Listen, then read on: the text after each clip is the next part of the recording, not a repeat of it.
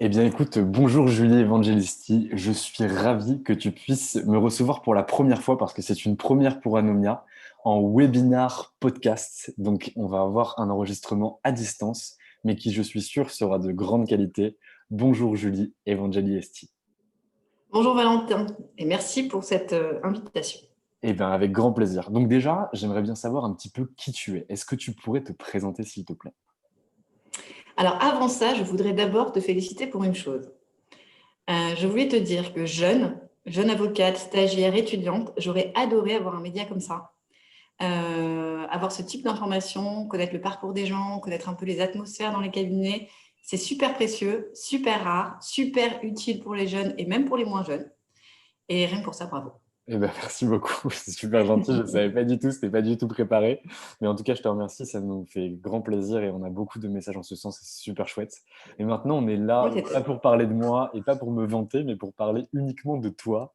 Alors, est-ce que je peux réitérer ma question? Julie, pourrais-tu te présenter, s'il te plaît, me dire qui tu es, quelle est ta pratique, quel est ton métier, où est-ce que tu travailles? Alors, je suis associée M&A chez Nomos, un département, donc l'équipe M&A que je co-dirige avec Guillaume Leclerc. Je pense que pour commencer, on peut le faire dans l'ordre chronologique et je peux t'expliquer un peu mon parcours. Carrément. Euh, j'ai commencé mes études à la faculté de droit de Nice, ce qui n'est pas hyper courant dans le milieu parisien, dans un amphithéâtre qui pour moi est certainement l'un des plus beaux de France parce que pendant la première année, en tout cas à Nice et à mon époque, les cours avaient lieu au CUM, qui est sur la promenade des Anglais, c'est le centre universitaire méditerranéen. Et donc, depuis l'amphithéâtre, nous avions une magnifique vue sur la mer. Il nous suffisait de traverser la route pour aller nous baigner.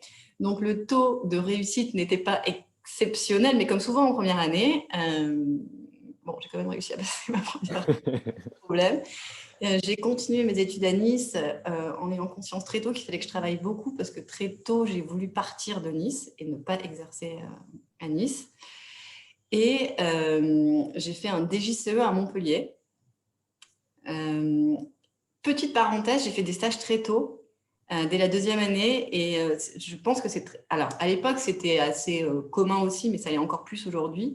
Je pense que pour les jeunes qui nous écoutent, c'est hyper important d'en faire le plus possible et le plus tôt possible parce que ça permet de savoir ce qu'on a envie de faire, de voir plein de choses différentes. Et moi, personnellement, il y a deux stages qui m'ont particulièrement marqué et qui ont marqué en tout cas mon cursus.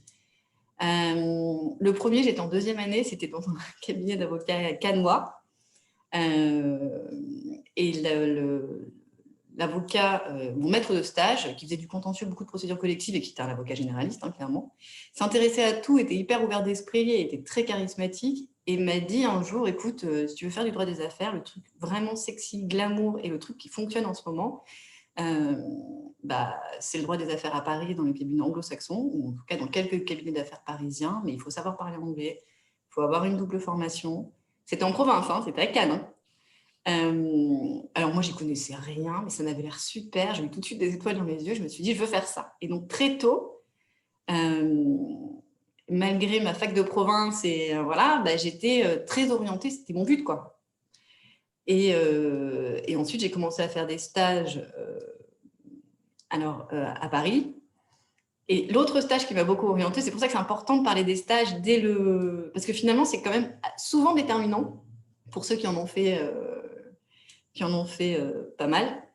Le deuxième stage qui a marqué mon parcours, c'est j'étais chez Fidal en stage lors de mon DJCE, parce qu'il fallait faire un stage chez Fidal, tu sais, je crois que tu sais, tu connais. J'ai fait la même chose que toi. Voilà. Et je me disais que faire du droit boursier, c'était hyper glamour et que je ferais des stages à la commission des opérations de bourse à l'époque. Alors, on dirait un dinosaure un peu, mais maintenant, c'est la l'AMF. Hein.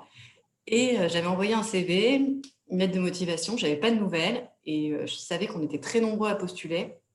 Et naïvement, du haut de mes 21 ans, je me suis dit, bon, c'est pas grave, hein, je vais faire du follow-up, je vais les appeler. Et donc, je les ai appelés, j'ai appelé le secrétariat, l'accueil, hein, la commission des opérations de bourse, tous les jours. Et les assistantes étaient au bout du roule au bout d'un moment et m'ont dit, bon, écoutez, on ne vous donne pas les gens du service juridique, enfin, ils ne parlent pas comme ça aux stagiaires, enfin, aux postulants, aux candidats.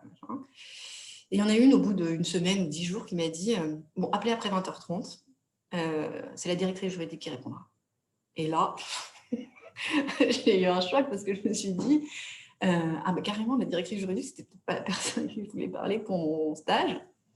Et j'ai tenté le coup. Bon, j'étais très stressée, très flippée. Et il se trouve que c'est vraiment la directrice juridique de l'époque qui a répondu. On est resté 1 heure au téléphone. En fait, elle avait envie de parler à ce moment-là. J'ai eu une chance de dingue. On a parlé de tout, on a parlé de droit, on a parlé de cursus, mais c'était fou qu'elle parle à une candidate comme ça. Elle m'a reçue 3 jours après et j'ai fait mon stage à la commission des opérations de bourse dans la foulée et ça a quand même déterminé mon parcours parce que j'avais une connotation boursière dès le début, avant même d'être avocate. Donc, c'est important d'y aller aussi au culot, mais de faire des stages. Alors, non, mais c'est assez incroyable si tu veux, parce que moi, ça me fait beaucoup sourire, parce que c'est pour avoir les podcasts, donc du coup, des associés comme toi ou d'autres associés, je fonctionne de la même façon que toi. Et j'ai notamment une dédicace à faire à Isabelle, qui est l'assistante de Jean-Michel Darrois, que j'ai dû appeler 10 fois en la suppliant de me mettre numéro 1 sur les gens à rappeler, en lui demandant quels étaient ses chocolats préférés avant que Jean-Michel puisse me rappeler. Et lorsque Jean-Michel m'a rappelé, il m'a dit qui est ce jeune homme qui harcèle ma secrétaire. Et c'est comme ça que j'ai rencontré Jean-Michel Darrois. Comme quoi, à l'usure. À l'usure, mais sympathiquement. Exact. Il faut toujours avoir le sourire, c'est super important. Et moi, Exactement. j'ai une question à te poser, parce que je suis complètement d'accord avec toi. Les stages, c'est vraiment le plus important. Moi, j'en ai fait comme toi chez Fidal ou dans d'autres cabinets d'avocats avant. Donc, du coup, sur Nancy, puisque moi aussi, je viens d'une fac de province, j'ai fait un DGCE qui est celui de Nancy et pas celui de Montpellier. J'ai une première question à te poser. Est-ce que c'était Mousseron, le président du DGCE de Montpellier, du temps où tu y étais? J'ai pas entendu. Est-ce que tu peux la répéter? Est-ce que c'était Mousseron, Pierre Mousseron, le président du DGCE quand tu y étais? Oui. D'accord. Voilà, simple question. La réponse est oui. Très clair. Donc, du coup, tu fais ton DGCE à Montpellier. Et là, du coup, est-ce que tu retournes dans les endroits où tu avais des paillettes dans les yeux, c'est-à-dire dans les cabinets anglo-saxons à Paris, pour faire du droit des affaires? En fait, j'ai fait mon DGCE à Montpellier et dans la foulée, j'ai passé le concours d'avocat et je l'ai eu.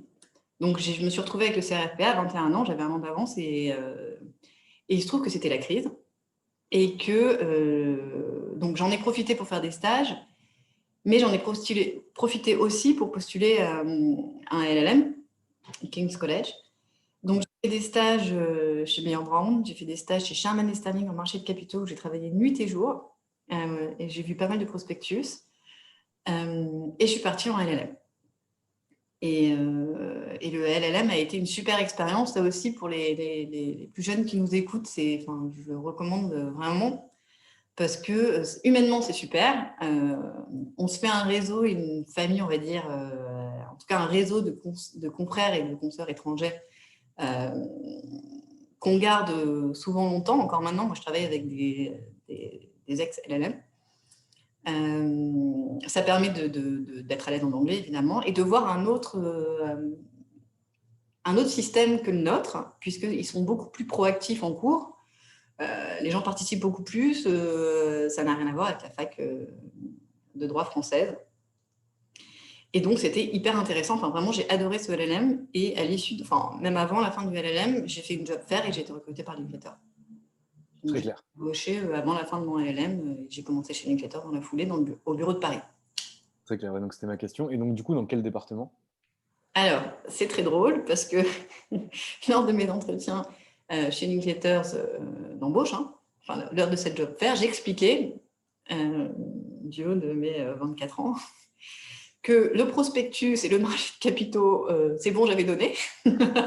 Et que vraiment, c'était très sympa, le capital market, j'adore et tout. Mais vraiment, si on pouvait ne pas me mettre en marché de capitaux, ça serait sympa. Parce que chez Linklater, à l'époque, encore maintenant, quand on commence la première année, on fait 6 mois, 6 mois. 6 mois dans une pratique, 6 mois dans une autre. Et on m'a mis directement, en plus c'était l'associé, c'était Philippe Herbelin qui m'a reçu en entretien, il m'a mis directement dans son équipe en marché de capitaux. Alors, il se trouve que c'était une équipe géniale parce que c'était une des meilleures, et c'est encore une des meilleures équipes de la place. Elle a été chapeautée par Gilles Andréau, Philippe Herbelin. Je me suis retrouvée dans le bureau de Séverin Robillard. Et c'est une période qui m'a beaucoup marquée parce qu'on a beaucoup, beaucoup travaillé, mais dans une ambiance hyper positive, hyper sympa, avec des gens humainement vraiment top. À un point qu'à l'issue de ces 6 mois, je me suis même demandé s'il ne fallait pas que je reste et que je continue dans cette équipe au marché de capitaux. Et finalement, je suis partie en M&A et j'ai fait 6 ans en M&A chez Linklaters. Ok. Du coup, est-ce que tu peux rentrer un peu dans le détail et descendre dans la granularité par rapport au moment où tu es recruté? Donc là, tu te retrouves dans ton équipe de marché de cap chez Link. Tu fais tes 6 ans derrière en M&A et j'aimerais bien que tu nous dises quelles étaient tes missions au quotidien et surtout quelle est l'expérience et les responsabilités que tu as pu prendre en tant qu'avocate au sein de ces cabinets-là pendant toute ton évolution. Est-ce que tu as des étapes marquantes? Oui, j'ai plusieurs étapes marquantes. Alors d'abord, ça a été une formation extraordinaire parce que c'était les années… Bon, alors, clairement, je billais plus de 2000 heures par an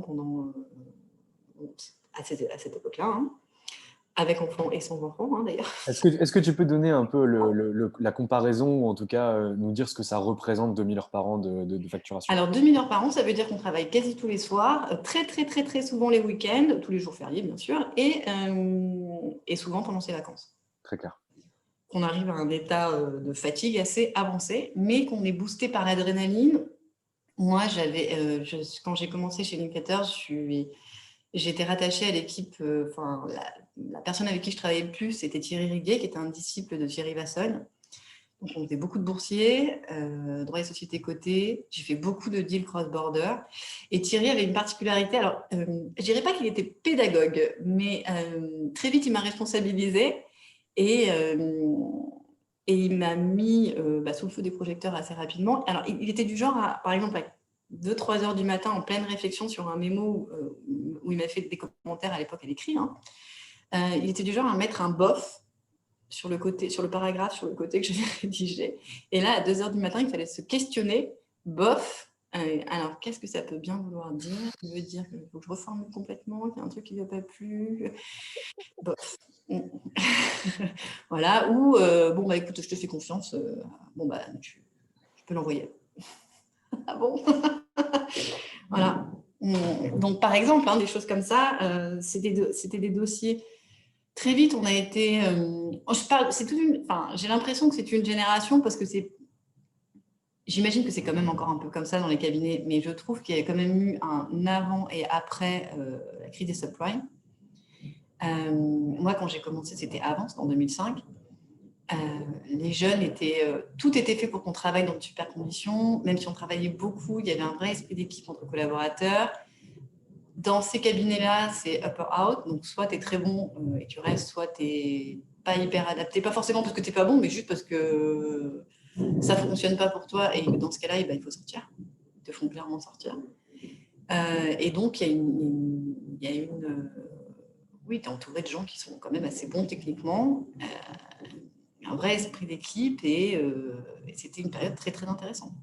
Sur des situations très techniques et j'ai été responsabilisée très tôt.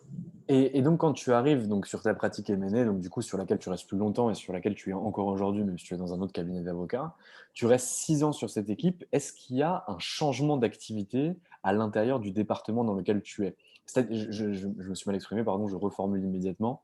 C'est que tu arrives en tant que junior, voire très très junior, et tu repars en étant senior plus. Est-ce que tu as vu une variation de tes missions et de ta responsabilité au sein de cette équipe? Est-ce que tu as eu un rôle de manager? Est-ce que tu as pu monter en lead sur certains dossiers ou en tout cas en presque lead? Ou est-ce que du coup tu es resté toujours un peu à la même place derrière tutélé entre guillemets, même s'il te laissait des responsabilités, par les associés prééminents de ce département? Ah non, clairement, il y a une vraie… en fonction de la seniorité, il y a une vraie évolution. Donc, on arrive, quand on est tout jeune, dans le bureau d'un associé. Donc, moi, c'était Séverin et Thierry. Et ensuite, au fur et à mesure, très vite, on nous apprend à déléguer. Et donc, on est habitué dès le plus jeune âge à manager, en fait. Alors, au départ, c'est des stagiaires, après, c'est des juniors, après, c'est des juniors et des mid, et après, c'est des seniors. Et ensuite, et très vite, tu prends le lead sur les dossiers parce que ton associé te fait confiance, parce que c'est lui qui t'a formé, il sait très bien comment tu raisonnes, parce qu'il y a plein de dossiers. Il y en a beaucoup, beaucoup. Et même s'ils sont tous différents, tu as une méthode de travail. Tu sais, moi, j'ai vu énormément de choses. Cette période-là, elle était très dure parce que j'ai beaucoup, beaucoup travaillé, mais j'ai vu énormément de dossiers. Donc, au bout d'un moment, tu es à l'aise, tu as les raisonnements et tu arrives à raisonner sur un peu tout. Et est-ce que tu es uniquement passif. Je vais préciser ce que signifie pour moi la passivité, parce que quand tu me dis que tu billes 2000 heures par an, on ne peut pas être passif. Mais est-ce que tu étais passif uniquement sur la réception de dossiers? C'est-à-dire qu'il y a un client qui call Link pour derrière une opération de M&A et donc dans ce cas, tu la réalises? Ou est-ce que tu étais dans une démarche active au niveau de l'acquisition client ou en tout cas de la fidélisation des clients qui avaient déjà le cabinet? En fait, les clients, au bout d'un moment, te connaissent. Hein, et puis, en plus, passer des nuits et des week-ends au cabinet, ça rapproche entre collaborateurs. Mais souvent, les clients sont avec nous aussi. Hein. Donc, il suffit d'avoir fait une opération ou un mémo en boursier ou une problématique. Moi, j'étais hotline, on va dire, de certaines directrices juridiques de sociétés cotées. Donc, elles n'appelaient plus Thierry à certains moments, quand il n'était pas joignable ou quand c'était des choses qu'elles estimaient que je pouvais régler. Donc, très vite, bien sûr, les clients t'appellent toi. Ça veut dire quoi du coup hotline? Ça veut dire qu'à toute heure du jour et de la nuit, tu dois être disponible en cas d'une problématique rencontrée par une de ces sociétés? Tout à fait. D'accord. C'est un bon résumé. Ok. Est-ce que tu as des faits marquants ou un élément à nous donner sur un moment qui t'a particulièrement marqué, soit en bien, soit en mal, quand tu étais chez Link pendant ces 6 années de M&A? Alors, Parce que tout à l'heure, tu nous as parlé un peu j'ai pas rebondi dessus, mais on peut en parler maintenant si tu veux. Si tu veux pas en parler, tu me le dis immédiatement, il n'y a pas de difficulté. Tu m'as dit, j'ai billé 2000 heures avec et sans enfant. Oui, alors c'est un peu en lien avec ça. C'est que, donc comme je disais, pour moi, il y a un avant, et dans les cabinets d'affaires, il y a un avant et après crise des subprimes, Lehman, comme il y aura certainement un avant-après Covid, qui sont des grosses crises qui ont marqué le marché. Et donc, pendant cette période-là, il y avait toute une génération de filles qui en ont profité pour faire des enfants, puisqu'on travaillait moins. Et donc, en 2009, il y a eu on était quelques-unes à avoir accouché et avoir des enfants. Et c'est vrai que ce qui m'a marqué, c'est que très vite, et c'est là qu'on a vu la différence, parce qu'avant ça, on ne la voit pas trop, c'est le même travail, on est traité pareil entre collaborateurs hommes et femmes. Et après ça, après un enfant, en général, j'ai vu très vite la différence de traitement, les problématiques qu'il y avait où on ne se souciait pas. Enfin, finalement, qu'on ait des enfants ou pas, tout le monde s'en fichait si on faisait le job. Sauf que le job demandait d'être là très longtemps, très souvent. Et donc, moi, très vite, j'ai voulu m'organiser, parce que j'ai un petit côté maman italienne aussi, avocate d'affaires et maman italienne, ça n'empêche pas. Et donc, je rentrais plus tôt, je m'occupais des enfants et je me reconnectais tous les soirs. Ok. Ça, je l'ai fait et je le fais encore aujourd'hui. Sauf un impératif qu'on est bloqué en réunion et tu as une négo, un closing, un signing et tu peux pas. Et ça ce qui m'a donc marqué par rapport à cet équilibre vie privée, vie pro, c'est qu'il y a énormément de filles qui ont renoncé. Alors, on leur a fait un peu renoncer. Hein. C'était pas que complètement de leur faute. Et du coup, j'ai vu partir en entreprise énormément de mes consoeurs, mes amis. Il y a eu, alors, il y a un mélange de plusieurs choses, mais j'en ai vu énormément, même la majorité, surtout en M&A, partir en entreprise. Et alors, pourquoi toi, tu as décidé justement de rester? Parce que tu nous expliques que tu avais trouvé une certaine forme d'équilibre, étant donné que tu arrivais quand même à rentrer chez toi pour Précaire, un tes équilibre. enfants. Et un équilibre précaire, tu as raison de le souligner, un équilibre précaire, mais en tout cas qui était nécessaire pour que tu continues à avoir cette place au sein de ce cabinet d'avocat, pas être placardisé et continuer à t'épanouir dans ton job pour pas justement devoir partir en direction ou choisir un cabinet de moins haut de gamme. Donc tu as fait ce choix, c'est un choix qui est difficile, qui nécessite justement les sacrifices que tu as pu faire, qui sont beaucoup plus importants que ceux que pourrait faire un homme. Mais du coup, pourquoi toi tu as fait le choix de rester? Alors moi, j'ai fait le choix de rester parce que, au-delà du fait que j'adorais mon métier, j'avais pas développé. En fait, je ne savais pas, j'avais pas le temps de développer ma clientèle. Je travaillais tellement pour le cabinet que j'avais vraiment pas le temps.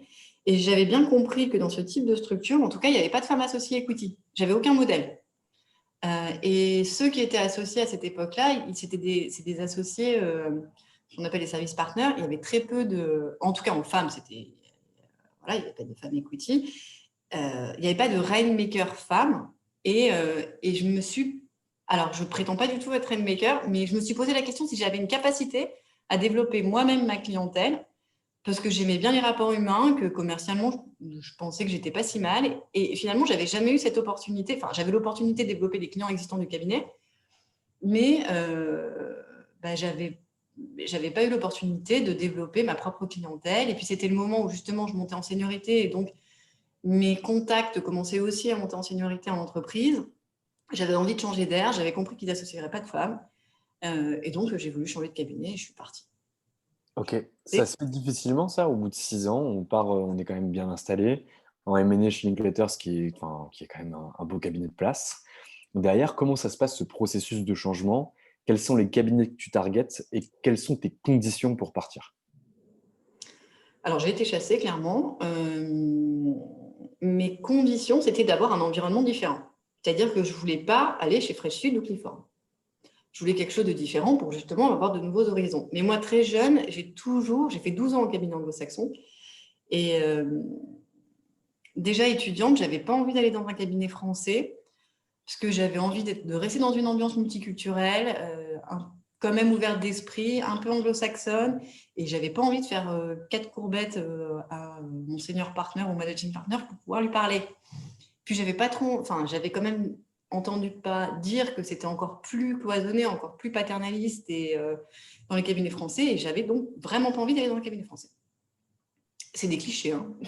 Non, mais je le Oui, précise. Mais à l'époque, bon, bah voilà, je raisonnais comme ça et je te réponds sincèrement. tu as bien raison. Voilà, c'est ce que j'avais en tête. Et j'ai été donc chassée pour Salence. Salence, c'était un cabinet qui était aussi implanté à l'international, qui s'est développé encore plus de Dentons. Les associés étaient plus âgés. Je me suis dit que ça allait être très différent. C'était pas le même marché, c'était pas la même ambiance. Et je leur ai donné leur chance parce que j'avais envie de voir autre chose. Et alors, comment ça s'est passé en arrivant au sein de ce cabinet? Est-ce que tu négocies une place d'associé ou est-ce que tu restes encore collaboratrice, Ah, counsel? pas du tout. J'avais 6 ans d'expérience à cette époque-là. C'était en 2011. Ouais. Il n'était pas question de négocier une place d'associé, ni de counsel d'ailleurs, surtout pas en M&A. C'était déjà un peu, il y avait déjà des combats, enfin, comme dans tous les cabinets, c'est très compliqué. Et puis j'étais jeune. Mais ça m'a permis. Alors, c'était pas du tout le même type d'opération, c'était des opérations plus petites. Mais je continuais à faire du courtier. J'ai fait une belle OPA chez Denton. Beaucoup d'opérations cross-border encore. Donc, je restais dans cette ambiance internationale multiculturelle que j'adore encore. Mais ça m'a permis de développer ma clientèle.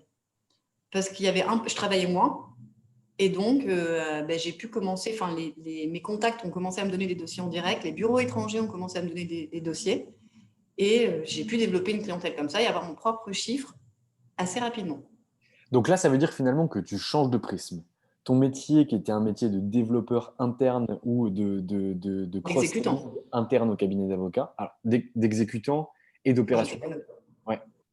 Mais du coup, là, c'est vraiment un métier où tu vas avoir cette double casquette, où tu vas finalement conserver ce que tu faisais chez Link sur des dossiers qui sont plus petits, mais toujours en cross-border, et derrière, en même temps, pouvoir développer et diversifier ta clientèle.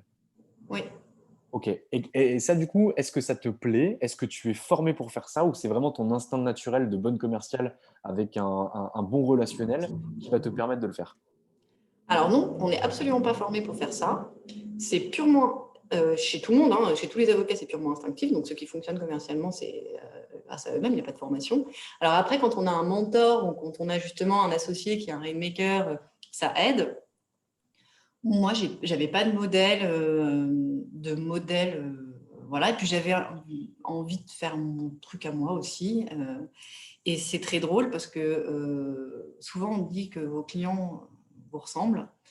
Et moi, ça a été complètement le cas parce que ce sont le plus souvent des gens de ma génération qui sont partis en entreprise et puis qui avaient envie d'avoir des avocats qui travaillaient comme eux, qui avaient la même formation, la même méthode de travail, le même background, ouais, les mêmes méthodes de travail. Et puis en plus, quand c'est quelqu'un qu'on connaît, avec qui on a travaillé pendant longtemps, c'est encore plus facile. Et voilà, ça s'est passé comme ça pour moi. Donc, c'est du hasard et c'était un espèce d'instinct. Je savais qu'il y avait un truc que je n'avais pas encore bouclé, que je n'avais pas creusé et qui s'est révélé être correct. C'était une bonne analyse, j'ai bien fait de le faire. Et alors, du coup, comment tu as fait pour réactiver ce réseau qui était parti en entreprise? Donc, tu as du réseau que tu connais. En 2009, beaucoup de tes consoeurs partent en entreprise. Je ne sais pas, tu me l'as pas dit, mais je suppose que certaines de ces consoeurs font partie des gens que tu recontactes quand tu arrives chez Salence. En fait, j'ai jamais perdu contact.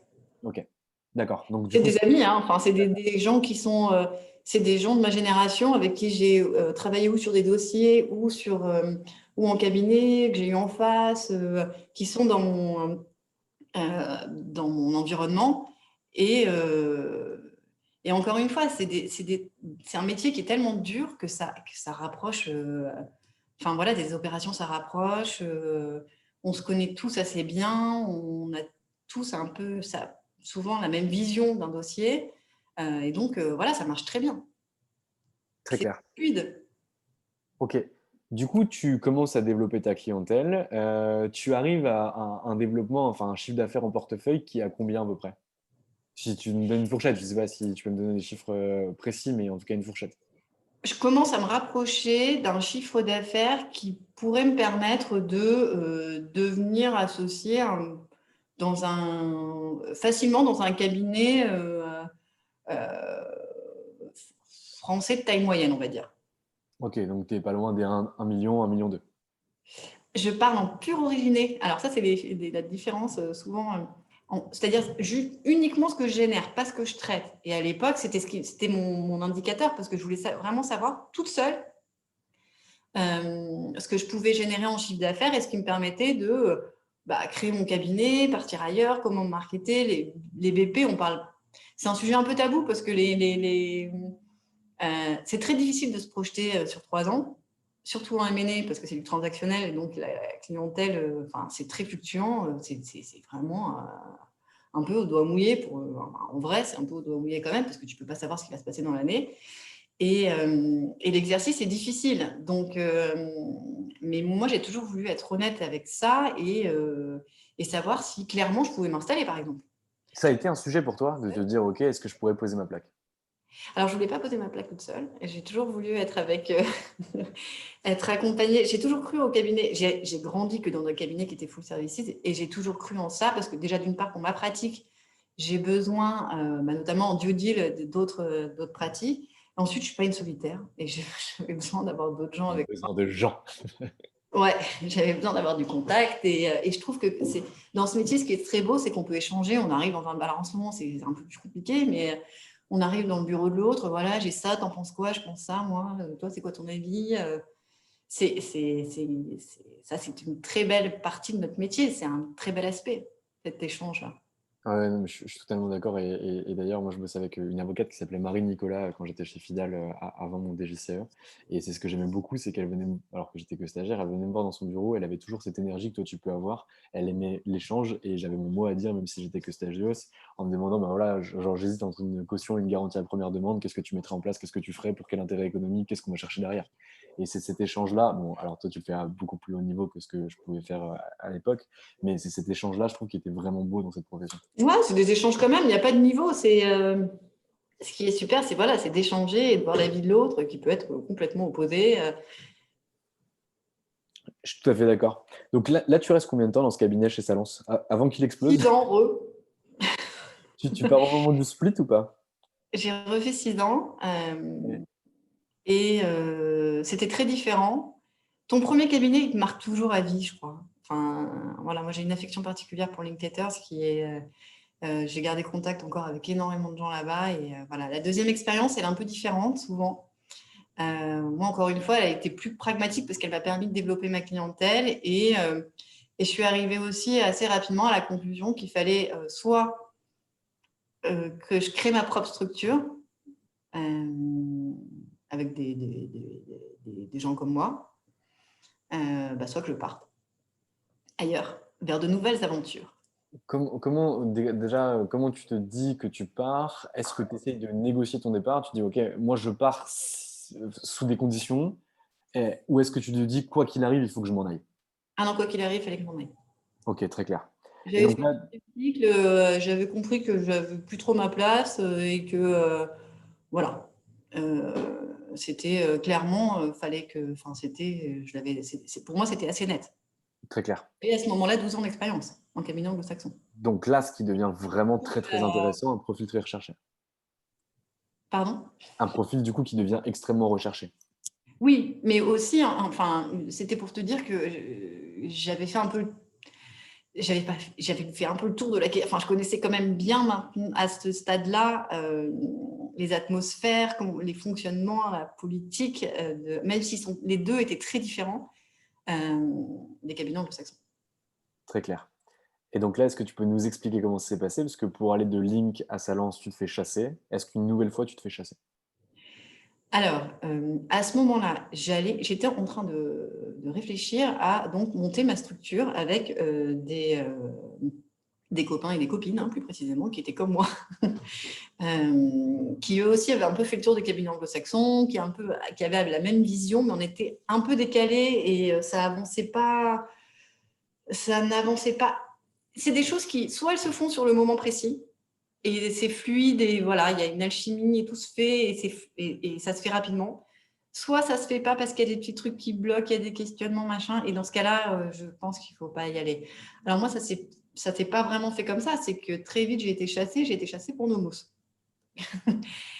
Et j'ai rencontré les associés de Nomos, et ça a été un véritable coup de cœur. C'est une très belle histoire, parce que moi, ce qui m'intéressait beaucoup, c'était l'humain.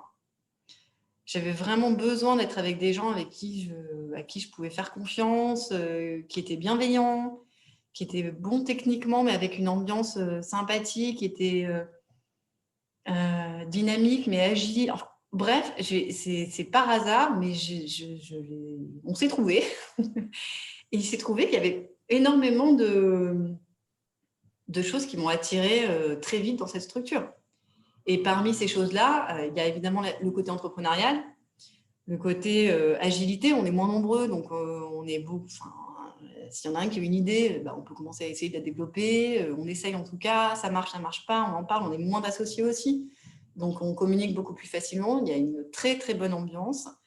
Le cabinet a 20 ans, il est indépendant, donc pour moi c'était aussi un gros challenge parce que j'avais beaucoup d'opérations cross-border et pas avoir de bureau à l'étranger.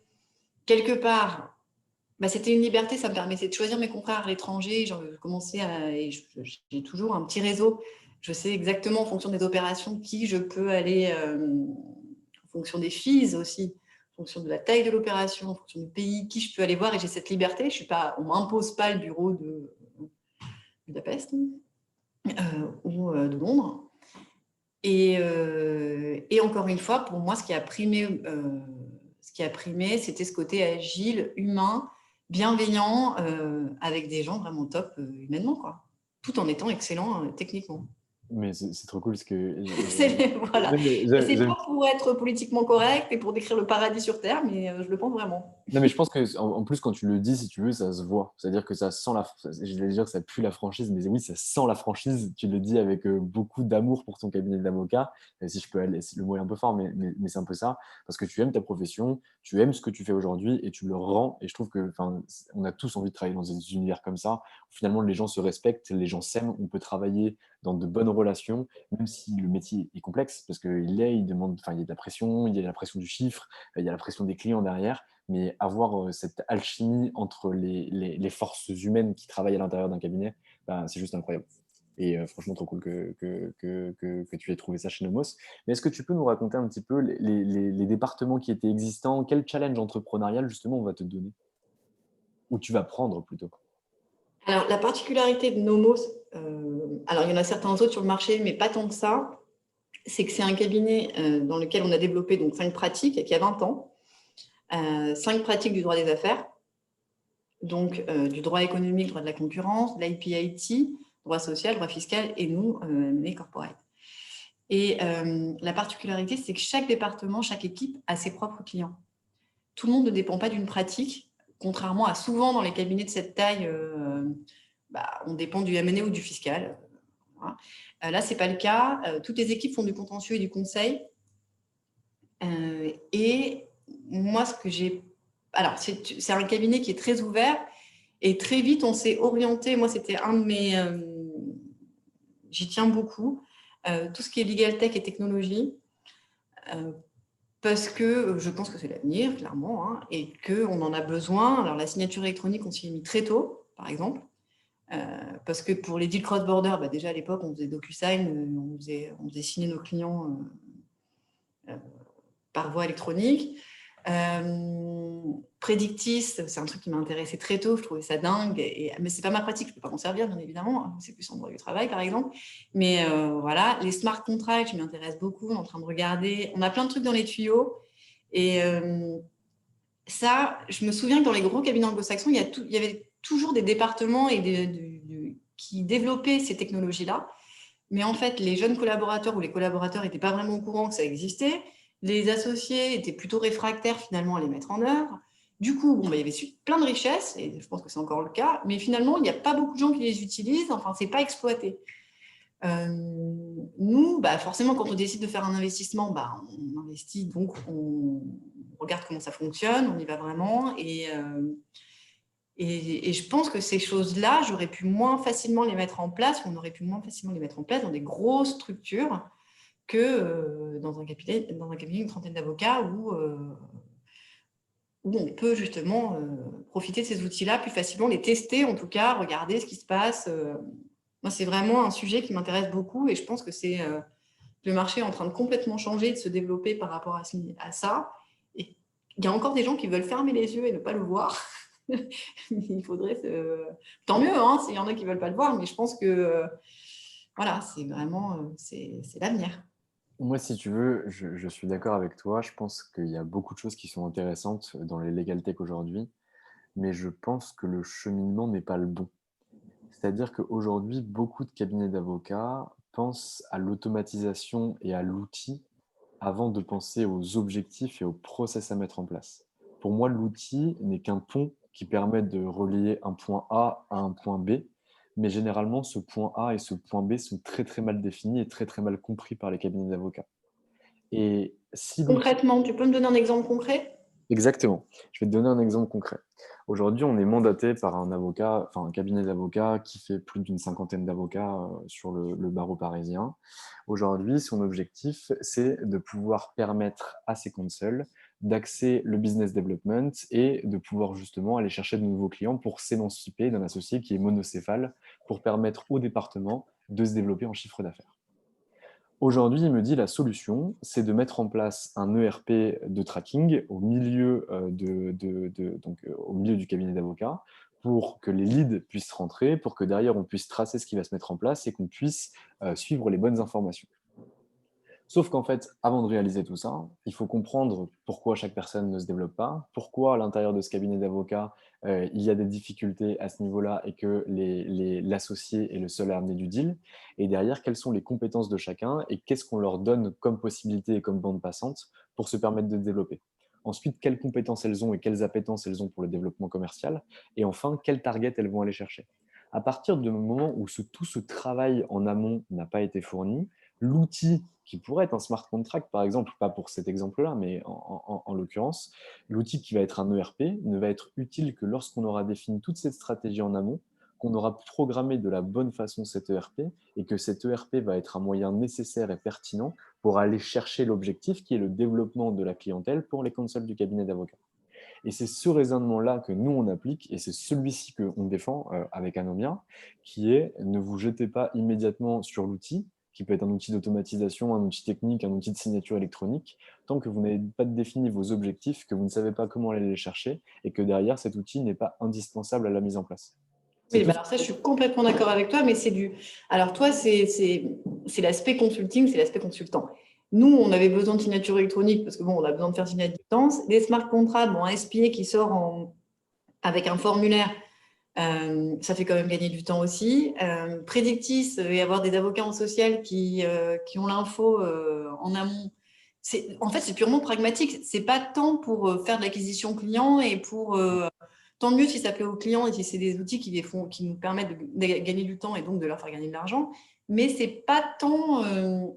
Pour le coup, c'est vraiment purement pragmatique et ciblé pour un besoin en particulier, pour nous, dans notre cas. Oui, c'est ça. Ça va te permettre en fait d'augmenter en compétences ou de gagner en temporalité pour Mm. l'avocat. Mais du coup, moi, ma réflexion, je suis désolé, je me suis mal fait comprendre du coup. Oui, oui, non, Ma mais réflexion était plutôt globale par rapport à ça, parce qu'il y a un engouement qui s'opère au et tu as niveau du raison. marché des avocats.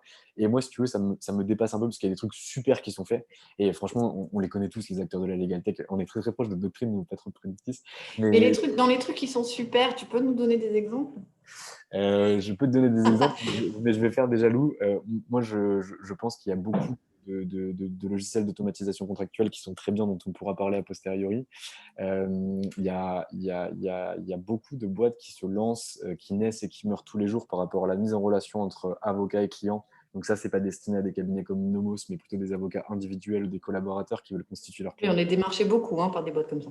Ouais, je sais, il y en a très peu qui ont trouvé leur modèle économique aujourd'hui, mais qui vont, je l'espère, en tout cas, peut-être qu'un va réussir à le trouver. Il y a des boîtes qui sont des legal tech, du coup, mais pas destinées aux avocats ou outils pour avocats, mais destinées directement aux justiciables qui font un travail correct par rapport aux objectifs des entrepreneurs qui viennent les contacter, comme Legal Start, Legal Place, Captain Contra. Et après, tu as des legal tech qui viennent en soutien de ce qui va être fait aux avocats. C'est des legal tech comme Predictis, comme Hyperlex, comme des logiciels de gestion interne pour les cabinets d'avocats et spécialisés, ou comme des logiciels qui vont permettre la fluidification de différentes opérations à l'intérieur des cabinets d'avocats. Mais on pourra en discuter plus en détail. Nous, on les connaît, on discute avec eux. Non, mais c'est des sujets intéressants, moi j'aime bien. Ok, super. Bon, maintenant, on en revient un petit peu à toi. Aujourd'hui, c'est quoi ta vision de la profession d'avocat? Moi, je vais te donner celle d'Anomia et tu vas me dire un peu ce que tu en penses. Aujourd'hui, je pense que le métier d'avocat est à 50% un métier de technicien, un métier d'expérience par rapport au juridique, et à 50% un métier de chef d'entreprise ou en tout cas un métier d'entrepreneur. Qu'est-ce que tu en penses? Quelle est ta vision? Qu'est-ce que tu pourrais nous dire par rapport à ça? Alors, je suis assez d'accord. Mais sauf que le problème, c'est que dans les faits, il y a certains avocats qui sont hyper bons techniciens, mais qui ne sont pas du tout chefs d'entreprise, mais du tout, du tout. Et d'autres qui sont hyper bons commerciaux, mais pas trop techniques. Donc, le 50-50, dans l'absolu et en théorie, oui.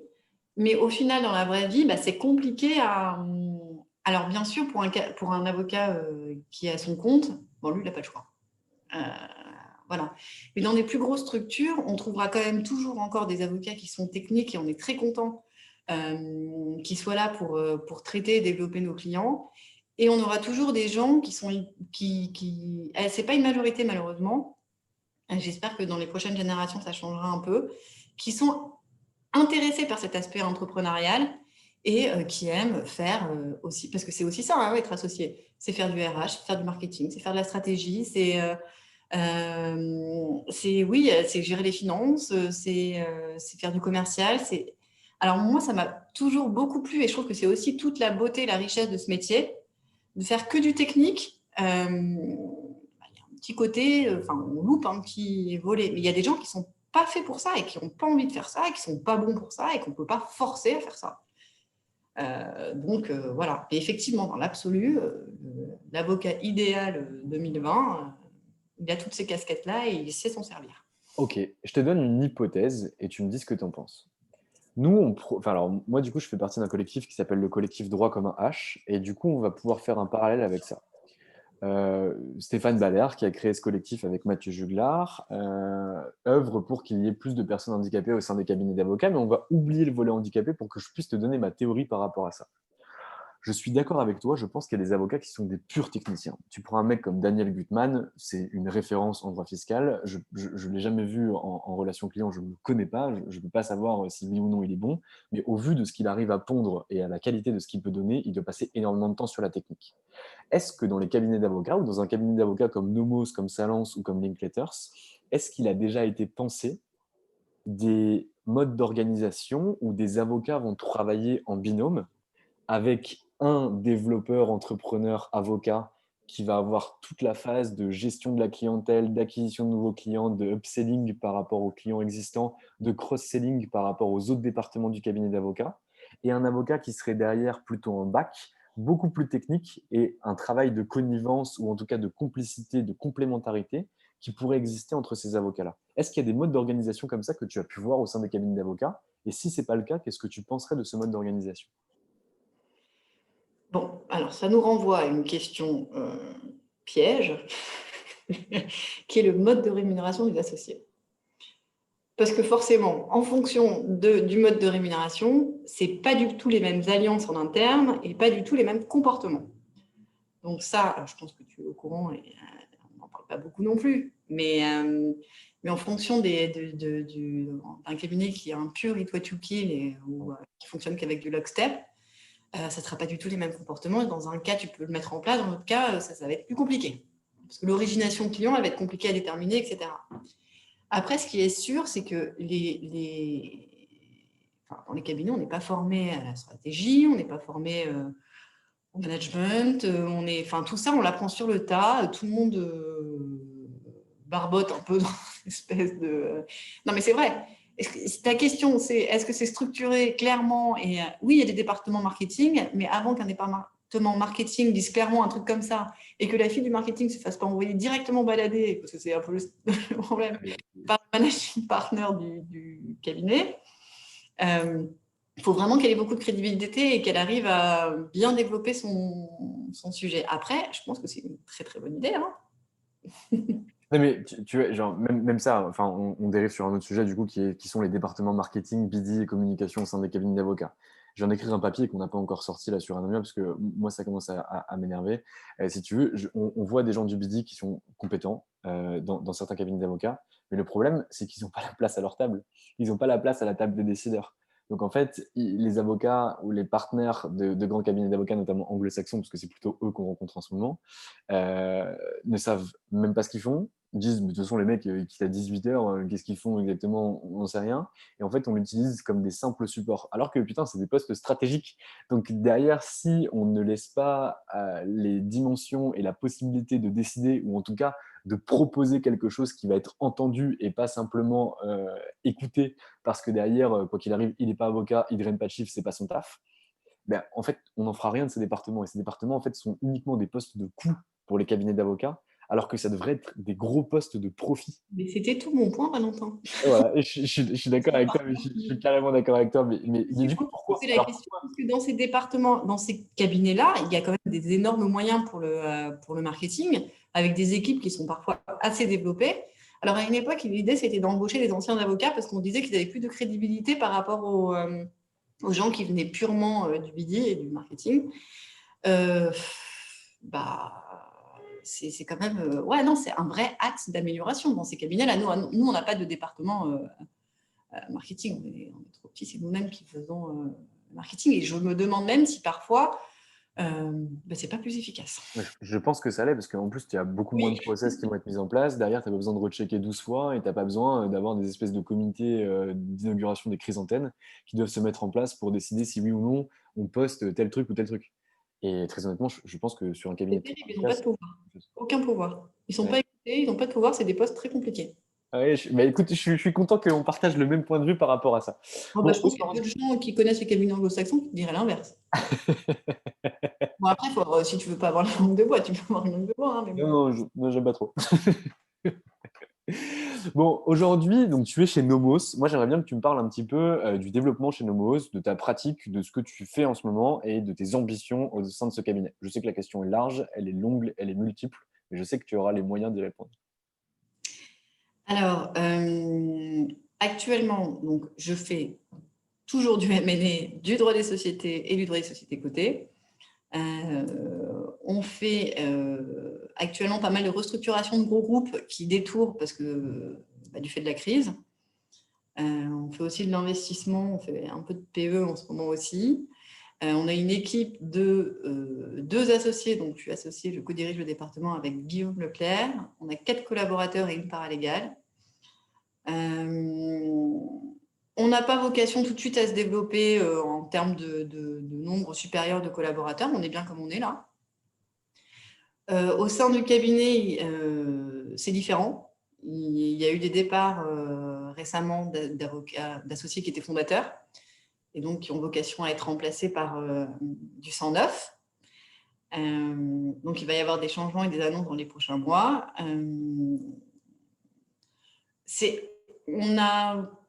Encore une fois, on n'a pas vocation à devenir... On veut rester indépendant et on ne va pas s'associer avec des gros anglo-saxons, même si ça a été des propositions qui était récurrente pendant pas mal d'années. Christophe Pecna, mon associé, pourra t'en parler. Il voulait absolument pas, on ne veut toujours pas être, on tient à notre indépendance vraiment. Et ça rejoint un peu ce qu'on disait tout à l'heure, c'est la liberté, c'est l'agilité, c'est la flexibilité. Et voilà, ça, on y tient vraiment.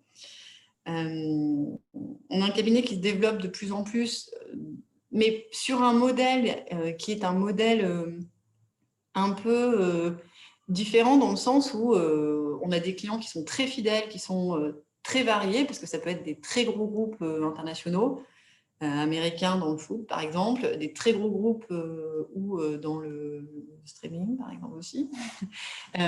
Beaucoup de clients dans les médias. C'est des secteurs très variés. Et ils viennent vraiment, c'est encore un cabinet où, il y a peu de temps, le mois dernier, on avait des clients qui déboulent, carrément, ils arrivent dans le cabinet en te disant, bah, voilà, j'ai un dossier pour toi, ils ne t'appellent pas, ils ne t'envoient pas d'email, ils rentrent dans le cabinet. Incroyable. On a des rapports de proximité avec nos clients qui sont assez... je pense que tous les avocats et tous les... tu sais, pour faire un gros pas en arrière, c'est mon... J'avais pas d'avocat dans la famille. Et c'est mon père qui est chef d'entreprise, qui a toujours eu des avocats et qui a eu une relation très, très particulière et très privilégiée avec un avocat qui m'a quelque part donné envie de faire ce métier parce qu'il avait une telle relation de proximité, de confiance et des rapports très, très particuliers avec son avocat que ça m'a aussi donné envie de faire ce métier. Et je pense qu'aujourd'hui, on a, avec beaucoup de nos clients, des rapports comme ça, qui sont très, très proches. Et je pense que c'est important aujourd'hui de pouvoir, en tout cas pour un cabinet indépendant, et moi si j'ai monté aujourd'hui un cabinet d'avocat, j'aurais ce rapport-là avec les gens. Moi je pense toujours à mon mentor qui est un mec exceptionnel, enfin, Jacob Abou, il a monté 300 boîtes dans sa vie. Si tu veux, c'est le type de client qui peut arriver chez toi et te claquer bon, il faut que vous fassiez ça pour demain, peu importe le prix, demain ça doit être fait. D'ailleurs, on acquiert une boîte qui se trouve, je sais pas, à Roubaix, il y a 600 personnes à l'intérieur, il faut que vous me checkiez s'il n'y a pas de problème avec les contrats de travail. Et c'est un mec qui a ce côté-là, c'est je te tape dans la main, je te l'ai dit une fois, ça marche comme ça. Et ce côté un peu businessman à l'ancienne que moi, j'aimerais conserver si j'étais avocat aujourd'hui et que je montais mon cabinet. Oui, alors il y a ce côté businessman à l'ancienne, mais il y a aussi le côté nos directeurs juridiques qui sont en télétravail et qui ont envie de venir télétravailler chez nous. Ah ouais? Ça existe, Ah, c'est chouette en vrai. ça se fait assez souvent. Alors en ce moment, c'est plus compliqué pour des raisons sanitaires, mais oui, nos clients régulièrement viennent, ils ont besoin de nous voir et puis ils continuent à travailler dans nos salles de réunion, quoi. Ah oui, C'est donc c'est une relation très bienveillant, privilégiée. c'est une certaine, une très bonne ambiance. Ok, on arrive bientôt à la fin de cette interview, Julie. Moi, j'ai une question à te poser. Aujourd'hui, donc du coup, tu as fait 6 ans chez Link, tu as fait 6 ans chez Salence. Si mes calculs sont exacts, ça fait 3 ans que tu es chez Nomos, mais si je me trompe, tu as le droit de me le dire. Quels sont tes objectifs pour la suite? Qu'est-ce que tu aimerais faire? Qu'est-ce que tu aimerais faire? Alors, ce que j'aimerais faire, c'est pas forcément personnel, c'est un sujet qui me tient à cœur. C'est le sujet des femmes avocates. Je trouve et j'aimerais et j'essaye, en tout cas à ma petite mesure, d'aider le plus en plus et de plus souvent pour qu'elles ne soient pas dégoûtées du métier, qu'elles ne se disent pas qu'il faut forcément choisir entre le pro et le perso, qu'elles peuvent y arriver, qu'on a besoin de femmes associées, qu'on a besoin de femmes à des postes à responsabilité à tous les niveaux dans les cabinets d'avocats, et pas seulement associées, voilà, typiquement marketing, des gens brillants qui sont en marketing et qui arrivent à s'imposer, qu'il faut de l'audace, qu'il faut beaucoup d'énergie, qu'il faut beaucoup de résistance, mais que surtout pas renoncer, parce qu'il y en a tellement qui renoncent, parce qu'il y a le plafond de verre, parce qu'il y a les enfants, parce qu'il y a beaucoup d'heures, parce que c'est compliqué, parce que les gens ne sont pas toujours agréables, qu'il y a certains égos, qu'il y a beaucoup de paternalisme, et que il faut pas, enfin voilà, il faut là-dessus, j'aimerais beaucoup que dans les prochaines années, on continue et qu'on en voit de plus en plus, qu'on voit de plus en plus de femmes associées, de femmes avocates épanouies, qu'on voit dans les médias, qu'on voit, oui, qu'ils soient plus visibles, parce que finalement, on ne les voit pas beaucoup. On les entend pas beaucoup, je trouve. Hein. Et comme je te le disais, moi, j'ai toujours cherché plus jeune un modèle féminin que j'ai pas trouvé. Il faut se le créer, hein, c'est important. Mais en tout cas, ce message, c'est un message optimiste et d'espoir tout est possible, chacune à sa place. Il ne faut pas forcément se laisser faire, il faut ajuster, adapter ses méthodes de travail, ses horaires. Mais c'est dommage de renoncer parce que c'est quand même un très, très beau métier. Mais je suis d'accord avec toi et pendant que tu es en train de me parler, je pense à quelque chose. Moi, si tu veux, là, j'avais des noms qui me passaient en tête de grandes associées femmes présentes dans des cabinets d'avocats que j'ai pu rencontrer et qui tiennent le même discours que toi. Je pense notamment à Anna Dias de chez Gide à Bruxelles. Je pense à Sabine Neuges qui est avocate associée en droit public des affaires chez McDermott. Je pense à Sabrina Kemel. Je pense à Déborah David qui est chez De Gaulle Florence et Associés.